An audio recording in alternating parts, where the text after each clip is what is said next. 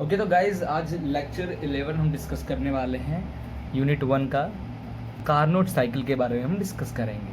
ठीक है, तो गेट लेवल में कार्नोट साइकिल के बारे में ज़्यादा कुछ जानने की ज़रूरत नहीं है। छोटा मोटा आप कार्नोट थ्योरम क्या है या कार्नोट साइकिल क्यों बना है, ठीक है, बस यही सब जानना है, ज़्यादा डीप में नहीं जाना है। बट अगर आप यूनिवर्सिटीज़ एग्ज़ाम्स के लिए रेडी कर रहे हो तो कार्नोट की आपको डेरिवेशंस वगैरह ज़रूरत पड़ेगा, तो वही मैं आपको यहाँ पे क्लियर करने वाला हूँ। तो कार्नोट साइकिल को समझने के लिए देख कुछ हमको कार्नोट साइकिल, जब कार्नोट ने जो साइकिल बनाया था तो उन्होंने कुछ टर्म्स को लिया था, कुछ पार्ट्स को लिए थे। उन्होंने एक सोर्स लिया था, ठीक है, सोर्स जिसका टेम्परेचर T1 था।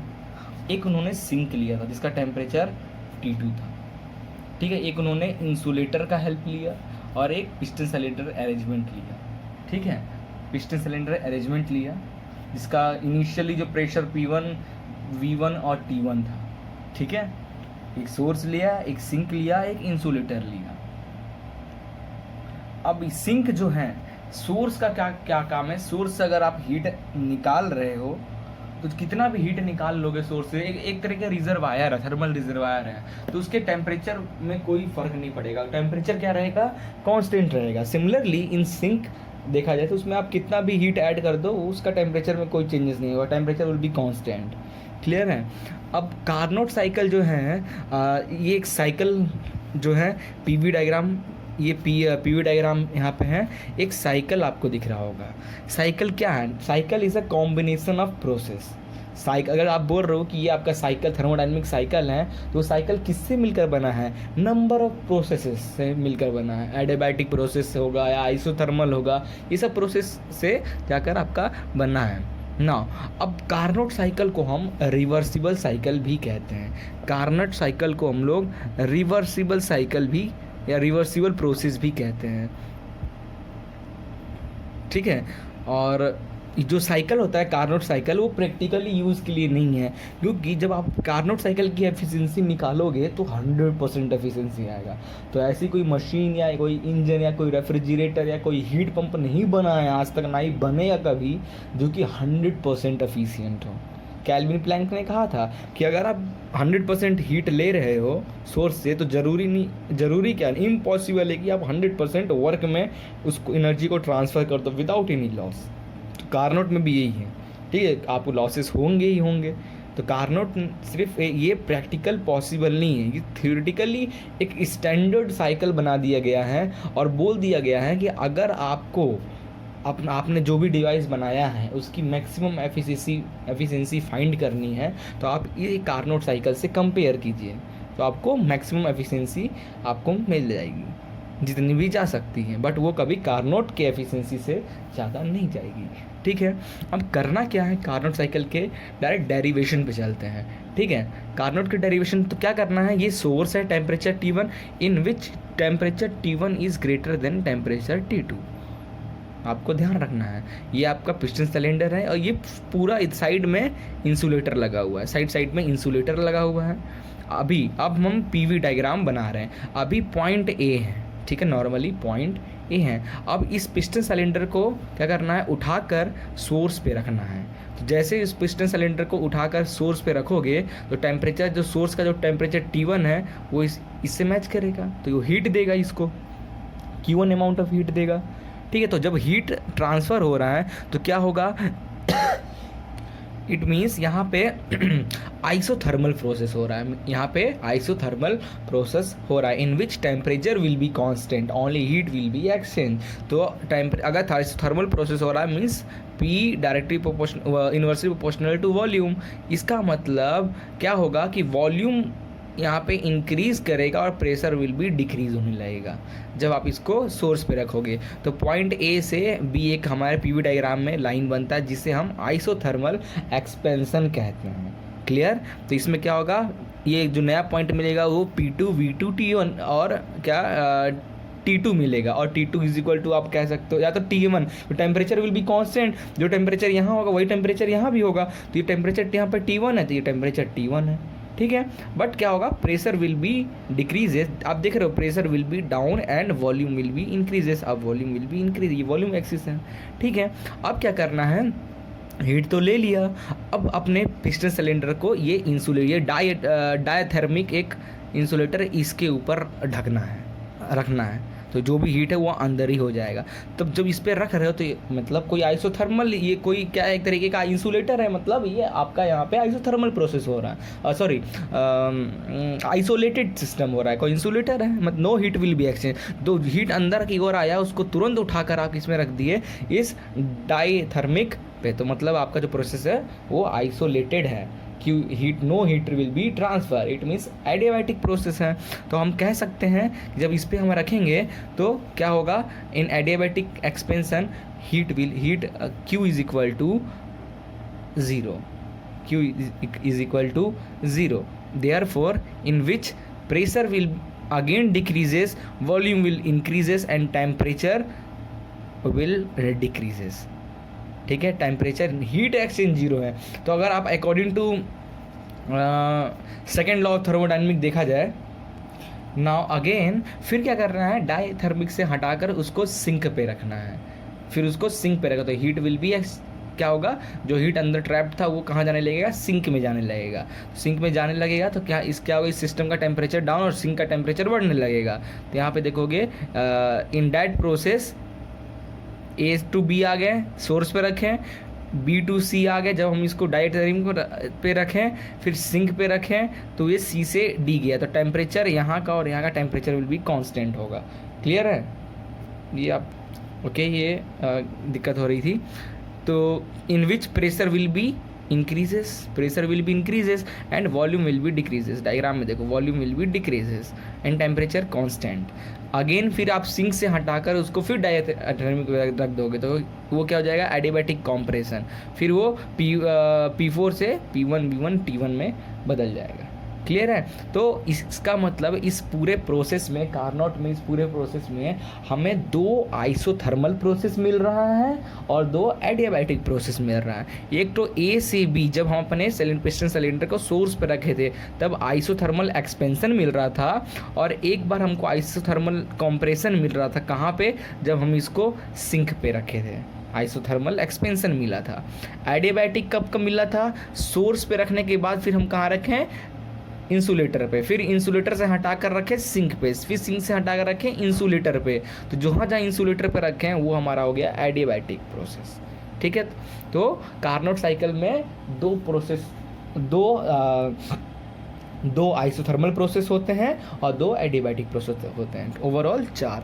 नाउ अब देखो, नाउ जब आप पिस्टन को सोर्स पे रखते हो इट मीन्स आइसोथर्मल एक्सपेंशन हो रहा है। पिस्टन को जब आप सोर्स पे रखते हो तो आइसोथर्मल एक्सपेंशन हो रहा है। ठीक, इन दैट केस Q1 हीट हो रहा है, तो Q1 is equal to in isothermal process. In isothermal process के लिए हमने पढ़ा था वर्क डन कितना होता है, P1 V1 ln V2 upon V1। ठीक है, ln या लॉग के टर्म में लिखना है तो लॉग के टर्म में लिख लो V2 अपॉन V1। तो हम लिख सकते हैं कि Q इन आइसोथर्मल प्रोसेस की क्या होता है, dq is equal to du plus pdv। Clear है, according to second law of thermodynamic. और यहाँ पे Q1 हीट ट्रांसफ़र हो रहा है और आइसोथर्मल प्रोसेस है, मतलब टेम्परेचर विल बी कांस्टेंट। तो जो यहाँ पे इंटरनल एनर्जी है du, ये किसका फंक्शन है, टेम्परेचर का, देयरफॉर ये टर्म हो जाएगा 0 और dq किसके इक्वल हो जाएगा, dw के। तो हम कह सकते हैं इन आइसोथर्मल प्रोसेस जो वर्क डन होता है कितना होता है, P1 V1। यहाँ पे PA इसलिए रखे क्योंकि हमने पॉइंट ABCD पॉइंट रखा है, तो इस पॉइंट के लिए PA VB TA। ठीक है, इस पॉइंट के लिए PB VB TB। क्लियर, इस पॉइंट के लिए PC VC TC ऐसे लेके चल रहे हैं। तो वर्क डन A से B जो हो रहा है हमारा PA VA log VB upon VA, और यही हमारा Q1 हो जाएगा कि how much heat will B transfer is PV था, PV इक्वल टू MRT, तो MRT कितना है, T1 है, log VB अपॉन VA। तो ये हमारा हीट ट्रांसफ़र कितना हो रहा है जब हम सोर्स पे रख रहे हैं तब निकल गया। नाउ आप जब इंसुलेटर पे रखोगे तो एडियाबैटिक एक्सपेंशन हो रहा है from process B to C। तो प्रोसेस जब एडियाबैटिक एक्सपेंशन हो रहा है तो आप जनरली एक नॉर्मल इक्वेशन कह सकते हो कि TB upon TC is equal to VC upon VB gamma -1।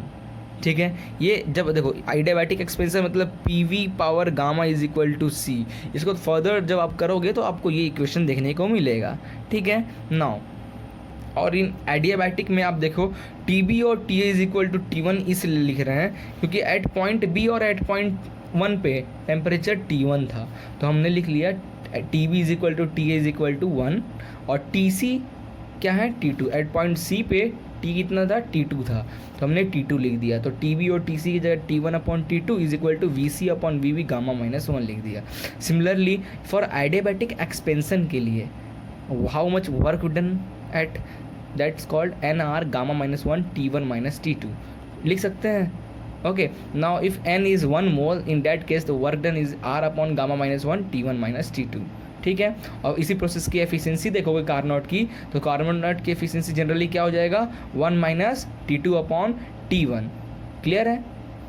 ठीक है, in terms of temperature. Now फिर आप जो अपना पिस्टन सिलेंडर जो अरेंजमेंट है उसको आप सिंक पे रखोगे तो आइसोथर्मल कॉम्प्रेशन होगा, फिर एक इक्वेशन बनेगा। तो यहाँ से क्या होगा, पिस्टन से हीट निकल रहा है, हीट निकल रहा है तो हम नेगेटिव में ले लिए, बाकी सेम जो भी पढ़े थे N R T two log V D upon V C. तो इस प्रोसेस पे isothermal compression V D upon V, यहाँ से सी से डी पे जा रहे हैं तो वी डी अपॉन वी सी। ठीक है, फिर आप इंसुलेटर पर रखे हो, फिर इंसुलेटर पर रखे हो तो वर्क डन क्या हो जाएगा इन एडियाबैटिक केस में। अब यहाँ पे जब आप उस पर रखे हो तो वर्क निगेटिव में हो रहा, वर्क निगेटिव में हो रहा है, इसका मतलब क्या है, अब वर्क यहाँ पे जो W4 था वो निगेटिव में आया है। इसका रीज़न क्या है पता है? देखो ये सिलेंडर है, ठीक है, सिलेंडर जब सोर्स पर रखे हो तो ये पिस्टन ऊपर की ओर क्लिक हुआ, एक्सपेंड हो रहा है, एक्सपेंड हो रहा है तो अंदर हीट आ रहा है। फिर जब इस पर आप रखे तो ही कुछ तो हीट रिमूव होगा, भले कितना भी इंसुलेटर हो, तो ये पिस्टन थोड़ा बहुत तो नीचे आया होगा। ठीक है, तो यहाँ पे वर्क हो रहा है, सिस्टम वर्क दे रहा है बाहर की ओर, इसलिए हम पॉजिटिव में दे रहे हैं क्योंकि हमारा मशीन वर्क दे रहा है। फिर जब आप इसको इस पर रखे तो ये पूरा नीचे गया, पूरा जो इसका हीट था वो इसमें चला गया ट्रांसफ़र। फिर इंसुलेटर पर रखे, इंसुलेटर पर जैसे रखे तो कुछ तो थोड़ा बहुत उससे क्या होगा, नॉर्मली एटमॉस्फेयर के कारण ये क्या पिस्टन थोड़ा बहुत ऊपर की ओर जाए, मतलब बाहर से कहीं इसको थोड़ा बहुत हीट ट्रांसफ़र हो रहा। तो टू द सिस्टम अगर वर्क दे रहे हैं तो निगेटिव, और बाय द सिस्टम वर्क मिल रहा है किसी मशीन से तो हम पॉजिटिव में लेते हैं। तो हमारा फाइनल में कार्नोट सिस्टम के ये आ गया।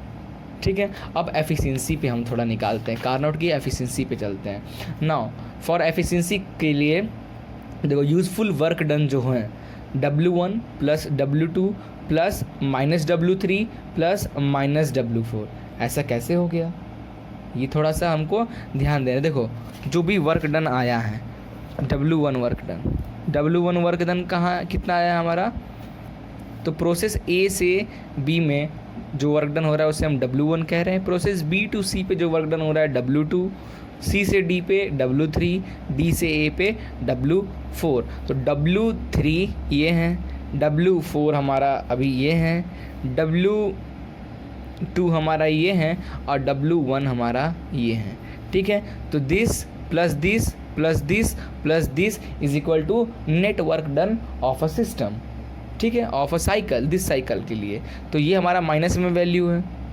ठीक है, तो जनरली जब हम इसको पुट किए कि W1 plus W2 plus W3 plus minus W4, तो इसमें से W2, ठीक है, यहाँ पे ध्यान से देखोगे जो सेकेंड प्रोसेस है जिसका वर्क डन W2 है, एडियाबैटिक एक्सपेंशन, और ये जो है W4 that's called the adiabatic compression. तो ये एक हो रहा है एडियाबैटिक एक्सपेंशन, एक हो रहा है एडियाबैटिक कॉम्प्रेशन, और इन that case heat exchange will be zero. ठीक है, तो ये दो टर्म जो है हमारा कैंसिल हो गया, तो बचा क्या W1 और ये माइनस W3 बचा। तो W1 जो है वो सोर्स के लिए, W3 जो है वो सिंक के लिए हैं। ठीक है, तो W1 को हम Q1 भी लिखते हैं और W3 को हम Q2, क्योंकि W1 is a taken from source, heat taken from the source is called W1, heat rejected। तो heat reject कहाँ हुआ है, यहाँ पे इसको जब यहाँ रखा तो W1, इसको यहाँ रखा तो W2, इसको यहाँ रखा W3, तो Q2 is equal to W3 लिख सकते हैं, लिख लिया। Therefore work done is equal to W1 minus Q3, तो इसको Q1 माइनस Q2 भी हम लिख सकते हैं। Therefore efficiency of any machine, Carnot machine is useful work upon total heat taken by the source, source से कितना हीट लिया है, तो वर्क डन अपॉन Q1 कि सोर्स से हम कितना हीट ले रहे हैं। तो करेंगे तो Q1 minus Q2 upon Q1 हो जाएगा, विच इज़ इक्वल टू, हम इसको W1 minus Q2 is equal to W3, तो W3 अपॉन W1 भी लिख सकते हैं। Therefore efficiency of Carnot is 1 minus W3 upon W1। ठीक है। नाउ अभी हमने पढ़ा था कि इन आइसोथर्मल के लिए जो वर्क डन होता है वो माइनस nRT2 लॉग, क्योंकि W3 is a minus, W3 minus इसलिए हो रहा है यहाँ पे हीट निकल रहा है, सिस्टम में हीट निकल रहा है तो माइनस में। ठीक है, minus nRT2 log V4 by V3, तो ये टर्म कटा तो एफिशिएंसी है हमारा इतना आया। तो एक एफिशिएंसी आप यूज़फुल वर्क के फॉर्मूले से निकाल सकते हो। एक एफिशिएंसी और एक तरीके से आप कार्नोट का निकाल सकते हो, क्या? Now at process B2C adiabatic expansion हो रहा है, मीन्स PV गामा लिख सकते हैं कि PV gamma is equal to constant, और PV इक्वल टू होता है RT nRT लिख सकते, तो P is equal to RT upon V लिख सकते हैं if we consider N is equal to 1 एक नॉर्मल एयर के लिए। तो अब ये हो गया, तो हम इसको लिख सकते हैं कि R अपॉन V, ठीक है। यहाँ पे R अलग अलग गैस के लिए अलग अलग गैस कांस्टेंट होगा, अलग अलग गैस के लिए अलग अलग गैस कांस्टेंट होगा, और ये बचेगा क्या हमारा एक T V gamma upon V, तो V गामा अपॉन V को V गामा माइनस 1 लिख सकते हैं। तो फाइनली हम ये चीज़ लिख सकते हैं। Now from point B to C, C पे, तो अब इसको हम T1 V, ठीक है। So from point B to C, from point B से C T1, और ये T1 है और ये क्या है V2 है। वैसे T2 होता तो ज़्यादा इजीली, यहाँ पे है, सॉरी ये आपको दिख नहीं रहा होगा, इसमें देखो B2C प्रोसेस में हमारा क्या निकल रहा है T, अब दो अगर गैस 2 पॉइंट ले लिए तो ये 1.2 हो जाएगा, ये 0.3 हो जाएगा, बट यहाँ 0.2 पे P2 V2 तो है, यहाँ 0.3 पे P3 V3 तो है, बट एट 2 पॉइंट पे हमारा टेम्परेचर क्या है 1 है। 1 हमने इसलिए लिख दिया क्योंकि यहाँ भी 1 है और यहाँ भी हमने 1 इसलिए लिख दिया क्योंकि यहाँ का जो टेम्परेचर और यहाँ का temperature will be constant in isothermal process, इसलिए हमने इसको T1 V2 gamma minus 1 is equal to T2 V3 gamma minus 1 लिख दिया है। Therefore T2 upon T1 is equal to V2 upon V3 gamma minus 1।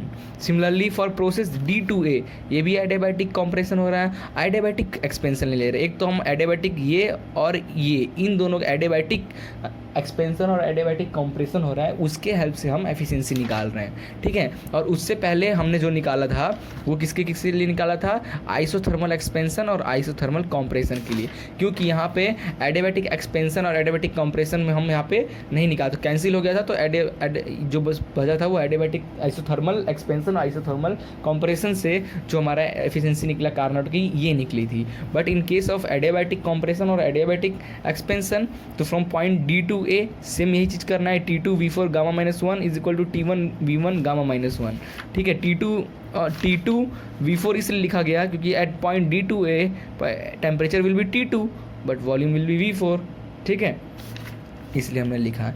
तो इससे हमारा ये इक्वेशन मिला। अब this equation is equation 1, this is equation number 2। तो करना क्या है, फ्रॉम इक्वेशन 1 एंड 2, इन दोनों इक्वेशन में देखो दोनों वैल्यू सेम है, तो हम अपन इन दोनों को सेम लिख सकते हैं। देयरफॉर गामा गामा कटा तो V2 upon V1 is equal to V3 upon V4। From this efficiency is equal to 1 minus T2 upon T1, ठीक है। Where T2 is the temperature of sink and T1 is the temperature of source. तो final में Carnot का हमारा ये निकलता है। अब कार्नोट थ्योरम, कुछ कार्नोट के कुछ थ्योरम्स भी है। कार्नोट के थ्योरम्स क्या थे वो हम थोड़ा सा एक नॉर्मल तरीके से डिस्कस कर लेते हैं। कार्नोट के थ्योरम, कार्नोट ये कहता है for different engine operating between same temperature limits, no engine have efficiency greater than the reversible cycle efficiency. मतलब कह रहा है कि ये अगर ये टेम्परेचर T1 है, ये टेम्परेचर T2 है, तो टेम्परेचर T1 और T2 will be constant her engine के लिए, इस इंजन के लिए भी टेम्परेचर T1 है, इसके लिए भी टेम्परेचर T1 है, इसके लिए भी टेम्परेचर T1 है। तीनों इंजन लाइन से लगा दिए हैं और उनका टेम्परेचर कांस्टेंट है। इन दैट केस जो एफिशिएंसी तीनों का प्लस करके भी जो एफिशिएंसी आप निकालोगे ना इसकी, उसकी एफिशिएंसी आपकी कारनोट की एफिशिएंसी से हमेशा कम ही होगी। ठीक है, या तो तीनों की एफिशिएंसी सेम होगी, या तो कम होगी या तो उसके बराबर है, उससे ज़्यादा कभी नहीं हो सकता। ओके, तो reverse therefore efficiency of a reversible cycle is independent of the fluid. जब तक, लेकिन हाँ, जब तक आप कोई फ्लूइड नहीं ले रहे हो। ठीक है, जैसे कोई फ्लूइड लोगे तो उसकी एफिशिएंसी में बदलाव आने लगेगा, क्योंकि इसमें फॉर एग्जांपल इसमें एयर है तो वो टेम्परेचर और अलग चेंज करेगा, इसमें अगर स्टीम है तो टेम्परेचर चेंजेस हो जाएगा जब तक नहीं ले रहे हो। इट मीन्स तो फॉर एनी रिवर्सिबल साइकिल और that's called Carnot cycle, efficiency जो है वो किसका फंक्शन होगा, टेम्परेचर के। क्योंकि अकॉर्डिंग टू कार्नोट थ्योरम कह रहा है कि अगर सेम कांस्टेंट टेम्परेचर डिफरेंस पे जितने भी इंजन लगे हैं उसके जो एफिशिएंसी होंगे हमेशा कम होगा as compare to Carnot cycle और reversible cycle. It means the efficiency of reversible cycle is a function of temperature limit. ठीक है, बस इतना ही था।